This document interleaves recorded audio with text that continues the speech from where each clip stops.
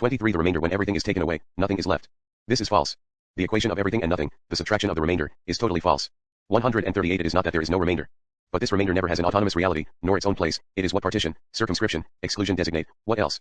It is through the subtraction of the remainder that reality is founded and gathers strength. What else? What is strange is precisely that there is no opposing term in a binary opposition. One can say the right slash the left, the same slash the other, the majority slash the minority, the crazy slash the normal, etc., but the remainder slash. Nothing on the other side of the slash. The sum and the remainder, the addition and the remainder, the operation and the remainder are not distinctive oppositions. And yet, what is on the other side of the remainder exists. It is even the marked term, the powerful moment, the privileged element in this strangely asymmetrical opposition, in this structure that is not one. But this marked term has no name. It is anonymous, it is unstable and without definition. Positive, but only the negative gives it the force of reality. In a strict sense, it cannot be defined except as the remainder of the remainder.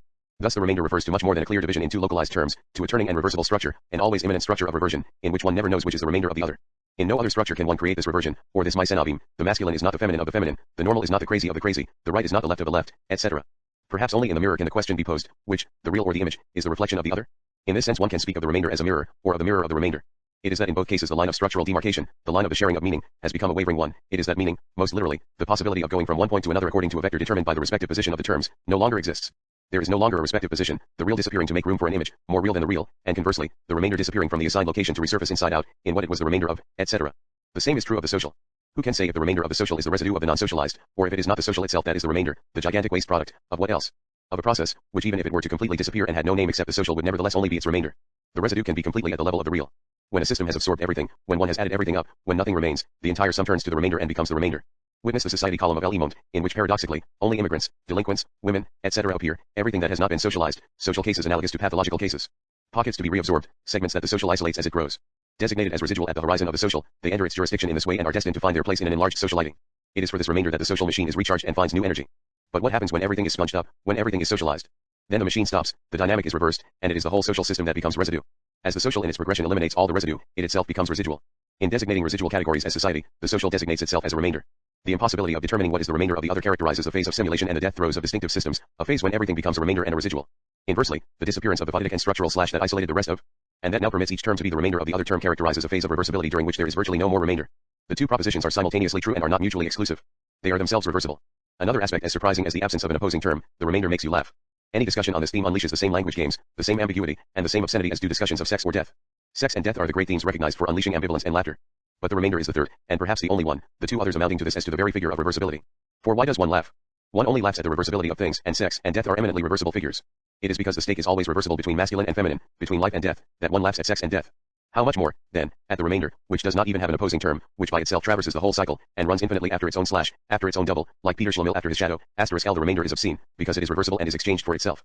It is obscene and makes one laugh, as only the lack of distinction between masculine and feminine, the lack of distinction between life and death makes one laugh, deeply laugh. Today, the remainder has become the weighty term. It is on the remainder that a new intelligibility is founded. End of a certain logic of distinctive oppositions, in which the weak term played the role of the residual term. Today, everything is inverted. Psychoanalysis itself is the first great theorization of residues, lapses, dreams, etc. It is no longer a political economy of production that directs us, but an economic politics of reproduction, of recycling ecology and pollution, a political economy of the remainder. All normality sees itself today in the light of madness, which was nothing but its insignificant remainder.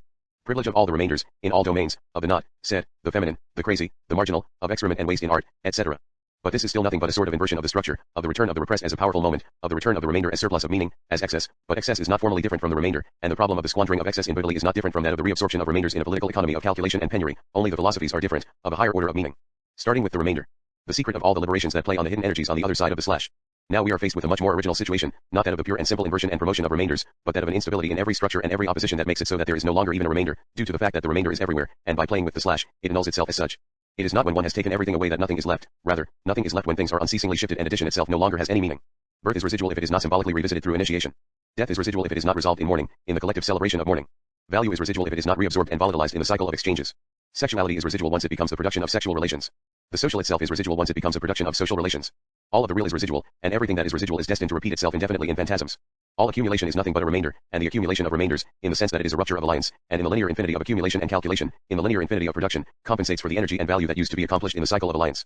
Now, what traverses a cycle is completely realized, whereas in the dimension of the infinite, everything that is below the line of the infinite, below the line of eternity, this stockpile of time that itself is also, as with any stockpile, a rupture of alliances, all of that is nothing but the remainder.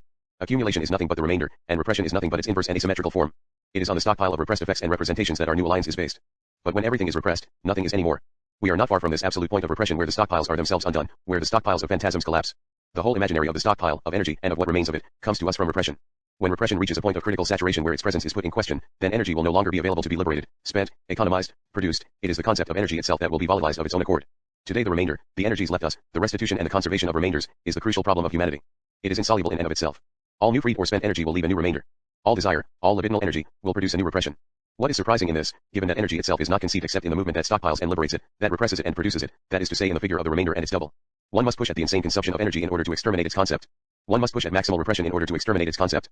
Once the last liter of energy has been consumed, by the last ecologist, once the last indigenous person has been analyzed, by the last ethnologist, once the ultimate commodity has been produced by the last workforce, then one will realize that this gigantic spiral of energy and production, of repression, and the unconscious, thanks to which one has managed to enclose everything in an entropic and catastrophic equation, that all this is in effect nothing but a metaphysics of the remainder, and it will suddenly be resolved in all its effects. Note 1. The allusion to Peter Schlemihl, the man who lost his shadow, is not accidental. Since the shadow, like the image in the mirror, in the student from Prague, is a remainder par excellence, something that can fall from the body, just like hair, excrement, or nail clippings to which it is compared in all archaic magic. But they are also, one knows, metaphors of the soul, of breath, of being, of essence, of what profoundly gives meaning to the subject. Without an image or without a shadow, the body becomes a transparent nothing, it is itself nothing but a remainder. It is the diaphanous substance that remains once the shadow is gone. There is no more reality, it is the shadow that has carried all reality away with it. Thus in the student from Prague, the image broken by the mirror brings with it the immediate death of the hero, classic sequence of fantastic tales, see also The Shadow by Hans Christian Andersen. Thus the body can be nothing but the waste product of its own residue, the fallout of its own fallout. Only the order said to be real permits privileging the body as reference. But nothing in the symbolic order permits betting on the primacy of one or the other, of the body or the shadow.